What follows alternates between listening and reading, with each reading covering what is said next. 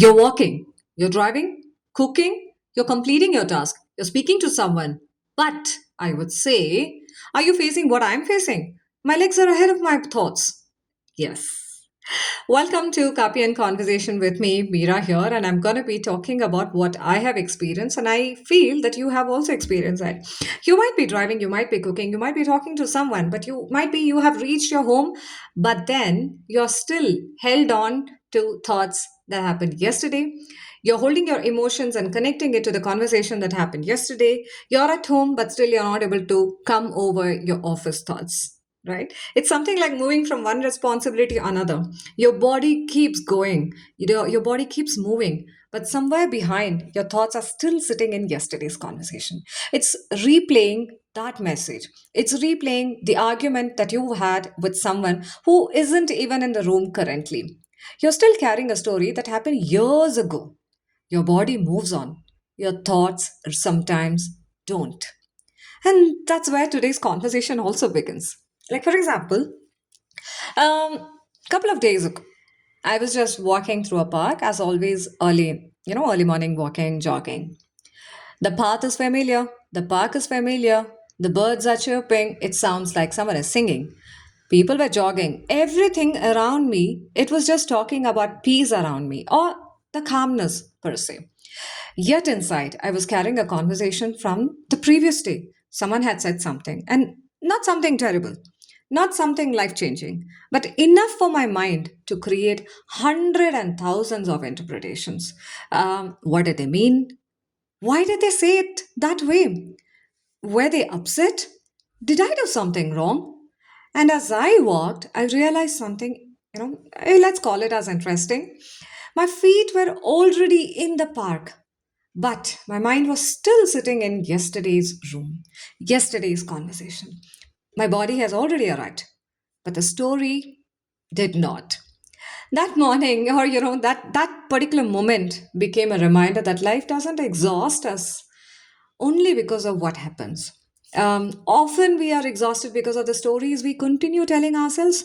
What happened yesterday about what could have happened. Ha! Storytelling isn't only something we do on stage. It's not about entertainment alone. It's not about jumping around here and there. It's not about just holding on to those puppets.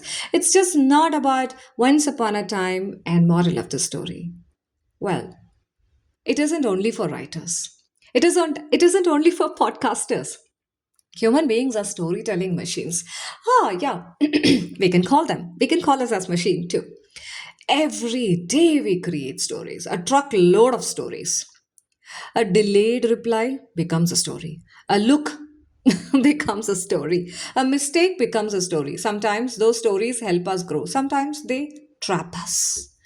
The challenge is that we often react to the story we've created rather than the reality, of course, rather than the reality in front of us. And then we wonder, why why am I feeling overwhelmed? Why am I confused? Why am I stressed out? What is the reason for this frustration? Why? Like again, I would say we are carrying that invisible backpack. Imagine, like you're already holding on to that. Every unresolved story gets placed inside. A disappointment, a misunderstanding, a fear, regret, expectations also, right? The backpack becomes heavier and heavier and heavier. Not every day, every second, we are adding several thousand thoughts there. And yet we keep walking. From the outside, nobody notices. But internally, every step requires more effort. What if instead of adding another story to the backpack, we paused? Like, for example, as you were listening to, as I'm recording this content, I just missed out to, silence the notification button. And you could have heard that ting sound. For a second, I thought of reacting. Oh, should I re record? And that's when I realized, Meera, you don't have to. You're already talking about, reaction, response, and why you just have to. Because we are normal human. People will accept us for the way we are. And that's my authenticity. As you're going to listen, I'm sure you would have heard that ting, the notification, buzz. And I'm still continuing talking because we all go through these notifications. It's about ignoring it or it's about just moving on. Um, yeah, it's not to judge or not to blame, just simply to notice, just to observe. What story am I carrying right now? Is it true or is it an interpretation? That single question can create extraordinary or just a bit of a simple enough, what do you call it as? Awareness? Ha ha. So I'm just coming almost, to an end and saying, like at Mayaakatha, when we talk about moving beyond reactions through storytelling, we aren't talking about becoming emotionless. We are talking about becoming aware. Between an event and a reaction, there is a story. Someone interrupts us, a story appears, someone degrees, disagree with us. Again, a story comes, someone forgets us, a story appears again. It keeps reappearing. If we can pause and examine the story before reacting, we often discover possibilities that we couldn't see before. There wouldn't be so many sorries. Rather, we would have people telling us, "Thank you for being the way you are." I wish that will happen too. Awareness actually, begins when they say when the reactions end. I would say not reaction would not end, but at least if we can pause for some time. And the storytelling can help us find that space. It has, in fact, helped me. Today, I would like to leave you with a simple practice. The next time you feel emotionally triggered, just how about pausing for a moment, noticing or observing that emotion, listening to that emotion because emotions want to be heard. It's not we always being, wanting to be heard by others. It's our emotion that wants to be heard by our own self. Pause before reacting. Notice the story. Your mind is actually creating. It's not the story alone that was created a couple of years ago.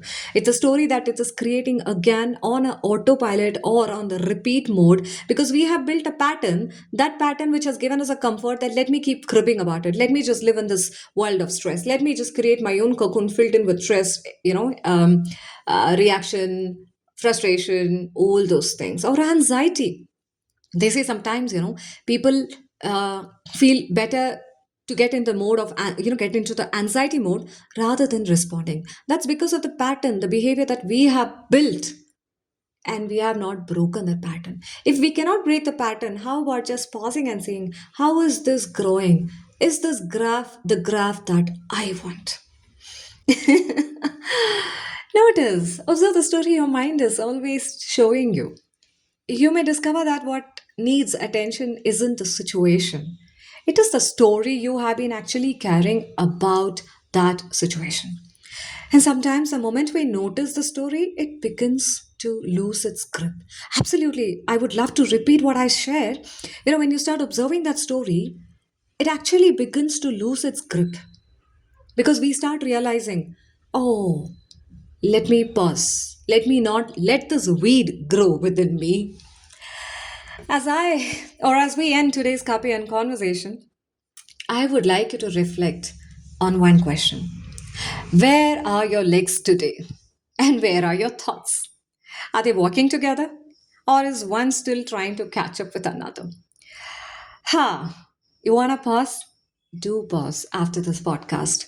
Maybe you can just take a piece of paper and write at what situations and rather which are those scenarios my legs are ahead of my thoughts, or rather, my legs are ahead of my body. Until next time, see you. This is Meera from Kaapi and Conversation, reminding you that every story that you tell yourself shapes the life that you want to experience. Sometimes you will not be a story in someone's life, but how about being that leaflet of the story they have? Choose your stories wisely with awareness, and I would say our body moves on, our thoughts sometimes don't. Sometimes life moves forward while our thoughts remain stuck in old conversations, regrets, assumptions, and fears. But in this reflective episode that I'm sharing with you on Copy and Conversation here, I'm exploring, how. storytelling influences our reactions, our emotions, and daily experiences. And how our, the awareness can help us move up, beyond those autopilot mode responses or reactions towards that deeper understanding and the growth. See you then next time on Kaapi and Conversation with me here, Meera, with yet another episode. Ta-da!